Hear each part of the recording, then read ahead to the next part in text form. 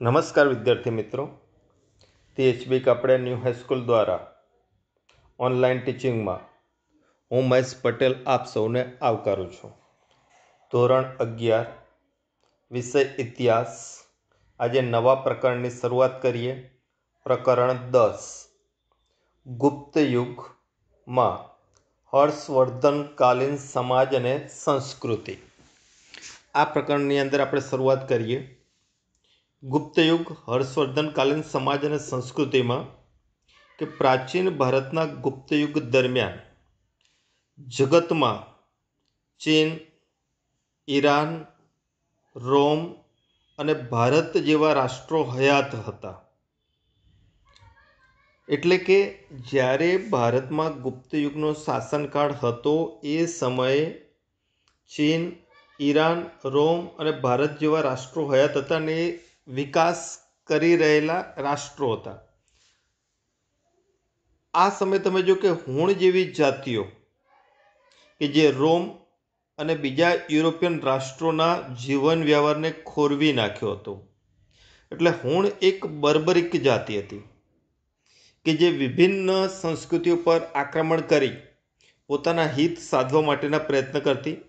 એટલે આ હુણોના આક્રમણ રોમ અને યુરોપના બીજા રાષ્ટ્રોમાં જ્યારે જીવન વ્યવહારને ખોરવી રહ્યા હતા એવા સમયની અંદર ભારત ધર્મ, સાહિત્ય, કલા, વિદ્યા, સલામતી જેવા લગભગ બધા ક્ષેત્રોની અંદર વિકાસ કરી રહ્યો હતો. જ્યારે આ જ બાબતો યુરોપ જેવા યુનોની સંસ્કૃતિમાં અંધકાર છવાયેલો હતો. એટલે ટૂંકમાં કે જ્યારે ભારત વિકાસની પ્રક્રિયા પર અગ્રસર હતો ત્યારે યુરોપના રાષ્ટ્રો અંધકારમાં છવાયેલા હતા અને એનું મૂળ કારણ હુણ જાતિના આક્રમણો. અને આ હુણ જાતિના આક્રમણો થઈ રહ્યા હતા એવા સમયે ભારત જ્ઞાન, સંસ્કાર, શાંતિ, સમૃદ્ધિ, સ્થાપત્ય, શિલ્પ, ધર્મ, આધ્યાત્મિક બાબતો, વ્યાપારિક ક્ષેત્રે પ્રગતિ કરી રહ્યો હતો. ભારત કે જે સંસ્કૃતિની અંદર ભગવાન બુદ્ધના વિચારો, ભાગવત અને શૈવ ધર્મના પ્રસાર અને પ્રસાર થકી, ભાગવત એટલે વૈષ્ણવ સંપ્રદાય, શૈવ સંપ્રદાય અને ભગવાન બુદ્ધ અને નવો આવેલો અસ્તિત્વમાં ધર્મ બૌદ્ધ સંપ્રદાય, એના પ્રસાર થકી જગતમાં વિશ્વબંધુ અને વિશ્વગુરુ ભારત બન્યું હતું ગુપ્ત યુગ દરમિયાન.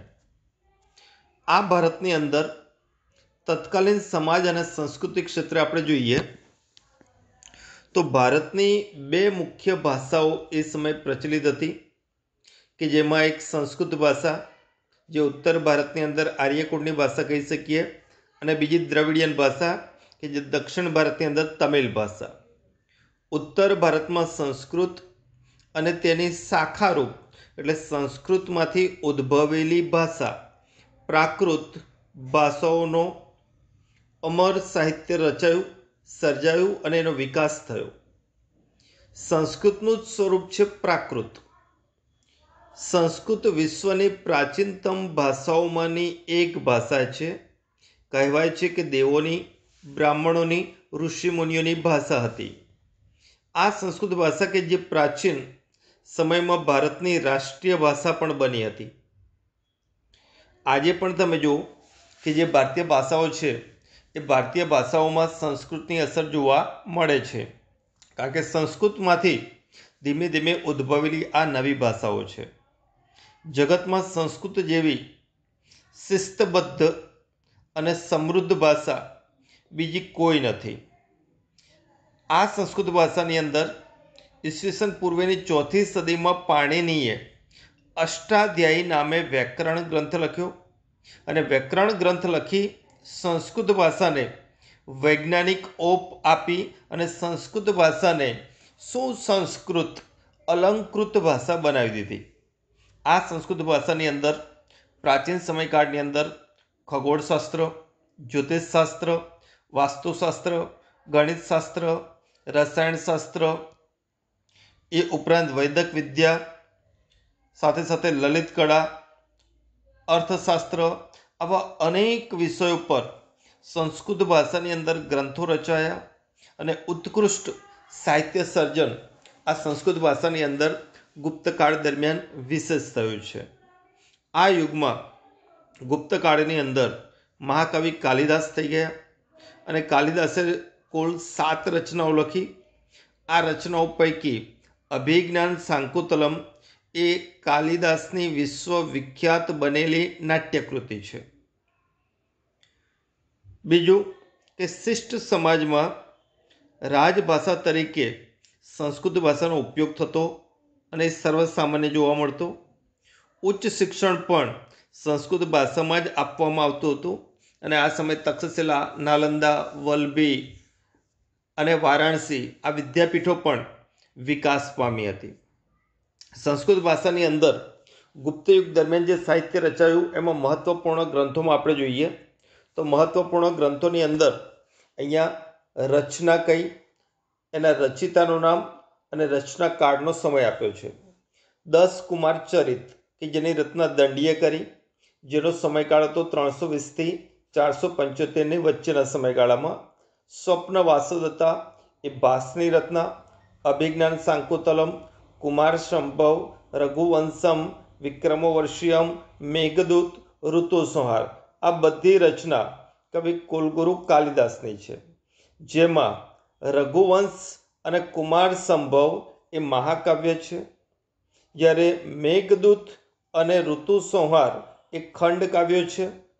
બાકીની રચનાઓ છે એ એમના નાટકો છે, જેમાં વિક્રમોર્વશિયમ, અભિજ્ઞાન શાંકુતલમ એ ઉપરાંત માલવિકાગ્નિમિત્રમ એ 3 પ્રસિદ્ધ નાટકો છે. અને આ રચના 5મી સદીમાં થયેલી જોવા મળે છે. એ ઉપરાંત પંચતંત્ર કે જે વિષ્ણુ શર્માની રચના કાલિદાસના સમકાલીન હતા, જ્યારે મહાવીર ચરિત, માલતી માધવ અને કિરાતાર્જુનિયમ આ ત્રણેય ભવભૂતિની રચનાઓ છે જે 6ઠ્ઠી સદીમાં જોવા મળે. આ ઉપરાંત શિશુપાલવધ, સંસ્કૃતની આ બધી રચનાઓમાં શિશુપાલવધ એ માઘ રચિત છે. ઉત્તર રામચરિત એ પણ ભવભૂતિ રચિત. જાનકી હરણ કુમારદાસ, હર્ષચરિત અને કાદંબરી એ બાણભટ્ટની રચના, મુચ્છ કટિકમ એ શુદ્રકની રચના, નીતિ શતક એ ભર્તૃહરિની રચના, મુદ્રા રાક્ષસ વિશાખ દત્તની રચના, દેવી ચંદ્રગુપ્તમ કે જેના રચનાકાર અને સમયકાળ વિશે કોઈ માહિતી પ્રાપ્ત થતી નથી. તો ગુપ્તકાળ દરમિયાન આટલા બધા પ્રમાણમાં લૌકિક સાહિત્ય અને આધ્યાત્મિક સાહિત્ય રચાયું. જોકે આધ્યાત્મિક સાહિત્ય કરતાં લૌકિક સાહિત્ય વધુ પ્રમાણમાં રચાયેલું જોવા મળે છે ગુપ્તકાળ દરમિયાન.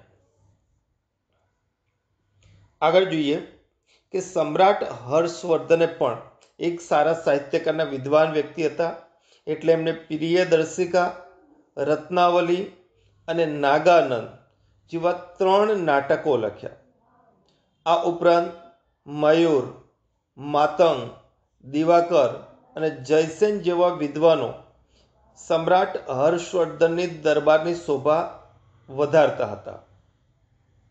ચંદ્રગુપ્ત દ્વિતીયના સમયે ઉજ્જૈનના દરબારના 9 રત્નોમાં તેઓ સૌથી તેજસ્વી રત્ન ગણાતા હતા, જેમાં મયુર, માતંગ, દિવાકર અને જયસેન. ઉપરાંત પ્રસિદ્ધ નાટ્યલેખક ભવભૂતિ એ કનોજના રાજા યશોવર્મનના દરબારી કવિ હતા. અને ભવભૂતિની રચના આપણે જોઈ ગયા: ઉત્તરામચરિત, મહાવીર ચરિત, માલતી માધવ. નાટ્યકલા પર પણ ભારત મુનિએ 5મી સદીમાં એક ગ્રંથ લખ્યો કે નાટકો કેવા હોવા જોઈએ, નાટકની અંદર કેવા પ્રસંગો, એટલે નાટક વિશે સમજૂતી આપતો ગ્રંથ એટલે એ નાટ્યશાસ્ત્ર ભરત મુનિએ 5મી સદીમાં લખ્યું. અને બીજી તરફ સંસ્કૃત ભાષાના અમર ગ્રંથો એ આ યુગનું સર્જન કહી શકાય, જેમાં જે સાહિત્યિક રચનાઓ લખાઈ એમાં તત્કાલીન સમાજ અને સંસ્કૃતિની ઝલક જોવા મળે છે. આ સમયે વિદેશી યાત્રીને પણ આખા ભારતમાં જ્યાં જ્યાં જતો ત્યાં સંસ્કૃતમાં વાતચીત કરી શકતો, એટલે સંસ્કૃત ભાષા એક રાષ્ટ્રીય ભાષા તરીકે વિકસી હતી. ભારતમાં આવેલ ગ્રીક, શક વગેરે વિદેશીઓએ સંસ્કૃત ભાષા અપનાવી અને સંસ્કૃત ભાષા પણ શીખ્યા. આમ સંસ્કૃત ભાષા અને સાહિત્યનો સૂર્ય ગુપ્ત કાળમાં મધ્યાહ્ને ઝળહળતો હતો. એટલે સંસ્કૃત ભાષાનો ઉત્કૃષ્ટ વિકાસ ગુપ્તકાળ દરમિયાન થયેલો જોવા મળે છે. અને ગુપ્તકાળનો રાજવી હર્ષવર્ધન પણ એક મહત્વપૂર્ણ રાજવી ગણી શકાય. તમિલ ભાષાની અંદર હવે સાહિત્યિક સર્જન જોઈએ તો દક્ષિણ ભારતની અંદર દ્રવિડ કુળની ભાષાઓમાં તમિલ ભાષા કે જેનો વિકાસ ઈસવીસન પૂર્વેની પ્રથમ શતાબ્દીમાં થયેલો જોવા મળે છે. તમિલ સાહિત્યનો પ્રારંભ સંગમ ગ્રંથોથી થતો. સંગમ ગ્રંથો જે શું છે એ આગળ આપણે ભણી ગયા છીએ. ઈસવીસનની પહેલીથી ત્રીજી સદી સુધીમાં અનેક રચનાઓ તમિલ ભાષામાં થઈ, જેમાં સંગમ સાહિત્ય અંતર્ગત પણ ઘણી બધી રચનાઓ આપણને જોવા મળે, જેમાં તોલક્કાપિયમ એ સંસ્કૃતનો વ્યાકરણ ગ્રંથ છે. તિરુવલ્લુવરે કુરલ ગ્રંથની રચના કરી, જ્યારે સિલ્લપદિગારમ અને મણિમેખલાઈ એ પ્રાચીન મહાકાવ્યો છે, જેમાં સિલ્લપદિગારમ એ ઝાંઝરનું મહાકાવ્ય છે, જ્યારે મણિમેખલાઈ એ ઝાંઝર મહાકાવ્યનો ઉત્તરાર્ધ હોવાનું મનાય છે. ચિંતામણી, સુલામણી, પેરિયા પુરાણ આ ગૌણ મહાકાવ્યો ગણી શકાય. જ્યારે કંબનનું રામાયણમ એ તમિલ બુદ્ધિ પ્રતિભાની ભવ્ય અભિવ્યક્તિ કરતું મહાકાવ્ય છે. કંબલે રચેલું તમિલ ભાષાની અંદર રામાયણમ એ બુદ્ધિ ભાષાની પ્રતિભૂતિ કરાવતું મહાકાવ્ય છે. પ્રારંભના 3 તમિલ સામ્રાજ્યો હતા કે જેની અંદર ચેર વંશના શાસકો, ચોલ વંશના શાસકો અને પાંડ્ય વંશના શાસકો ક્રમશઃ નામશેષ બનતા તમિલ કવિતાના વળતા પાણી થયા. એનો અર્થ કે આ 3 વંશના શાસનકાળ દરમિયાન તમિલ ભાષાની અંદર સાહિત્ય સર્જન સારા એવા પ્રમાણમાં થયું અને વિકાસ થયેલો જોવા મળે છે. વિદેશી પ્રવાસીઓના અહેવાલ આપણે જોઈએ કે ભારતની રાજકીય, સામાજિક, ધાર્મિક, આર્થિક પરિસ્થિતિનું ઊંડાણપૂર્વકનું વર્ણન કેટલાક વિદેશી લોકો ભારતમાં આવ્યા, પ્રવાસે આવ્યા અને એ લોકોએ પોતાની જે નોંધ લખી એ નોંધની અંદર જોવા મળે છે. જેમાં તમે જુઓ કે ફાહિયાન, યુઆન સ્વાંગ, ઇત્સિંગ આ ત્રણેય ચીની મુસાફરો સમયાંતરે ભારતમાં આવ્યા. જેમાં ફાહિયાન ફો કોક્યુ ચંદ્રગુપ્ત બીજાના સમયમાં લખેલું એનું પ્રવાસી નોંધનું પુસ્તક છે. યુઆન સ્વાંગ શિયુકી જે સમ્રાટ હર્ષના સમયમાં લખેલું ગ્રંથ છે. જ્યારે ઇત્સિંગ કાઉ ફા કાઓ સાંગ ચુન, કાઉ ફા કાઓ સાંગ ચુન કે જે 637 થી 688ના સમયગાળામાં ભારતમાં આવેલા અને એ દરમિયાન પ્રવાસ નોંધ આધારિત એમનું પુસ્તક છે. ભારતના આતિથ્ય સત્કારના વખાણ કરતા ફાહિયાને એમના ગ્રંથમાં નોંધ્યું છે કે બૌદ્ધ મઠમાં તે ગયો, ત્યાંના અજમાનો એમને સામે લેવા જતા, મઠોમાં બધી સગવડો મળતી એવું ફાહિયાને એમના ગ્રંથોમાં લખ્યું છે. એટલે ત્યાં સમાજ અને સંસ્કૃતિ અને ધર્મનો ખ્યાલ આવે. યુઆન સ્વાંગ પણ એમની પ્રવાસ નોંધમાં નોંધે છે કે કાશ્મીરના રાજાએ રસ્તા ઉપર ફૂલો વેરી, ગુલાબજળનો છંટકાવ કરી તેમનું સ્વાગત કરેલું. જ્યારે નાલંદા વિદ્યાપીઠના દરવાજે યુઆન સ્વાંગના સત્કાર માટે 200 સાધુઓ અને 1000 ગૃહસ્થો ભેગા થયેલા હતા. યુઆન સ્વાંગને પ્રમુખ પદે મળેલી ધર્મ પરિષદમાં કામકાજ 3 અઠવાડિયા સુધી ચાલ્યું હતું, જે બૌદ્ધ ધર્મની અંદર એટલે બૌદ્ધ ધર્મની એક પરિષદ મળી, જેમાં 3 અઠવાડિયા સુધી કામકાજ ચાલ્યું. અને આ 3 અઠવાડિયા દરમિયાન આવી ચર્ચા 7મી એમણે નોંધ્યું છે કે આવી ચર્ચા 7મી સદીના ભારતમાં આટલો બધો રસ લઈ શકતું એ આપણા માટે ગૌરવની ઘટના હતી. પ્રાચીન ભારતે જગતને મહત્વના 3 ધર્મો આપ્યા, કે જેમાં હિન્દુ, બૌદ્ધ અને જૈન આ 3 ધર્મની ભેટ આ સમયકાળ દરમિયાન ભારતે વિશ્વને આપી. આગળ જતાં હિન્દુ ધર્મના ફાંટા પડ્યા તો એમાં વૈષ્ણવ સંપ્રદાય અને શૈવ સંપ્રદાય અસ્તિત્વમાં આવ્યો. બૌદ્ધ ધર્મોના ફાંટા પડ્યા તો એમાં હીનયાન અને મહાયાન 2 સંપ્રદાય અસ્તિત્વમાં આવ્યા. જૈન ધર્મમાં દિગંબર અને શ્વેતાંબર જેવા સંપ્રદાય અસ્તિત્વમાં આવ્યા. મોટાભાગના ધર્મો પંથ સંપ્રદાય સાહિત્ય ઉપરાંત ધાર્મિક તેમજ કલા સ્થાપત્યના ક્ષેત્રે નોંધપાત્ર પ્રદાન કરેલું જોવા મળે છે. આમ ગુપ્તકાળ દરમિયાન ધાર્મિક, સામાજિક અને સાહિત્યિક ક્ષેત્રે ઉત્કૃષ્ટ વિકાસ જોવા મળે છે. તો આ પ્રકારમાં આપણે આજના લેસનમાં અહીંયા સુધી જોઈશું. અસ્તુ.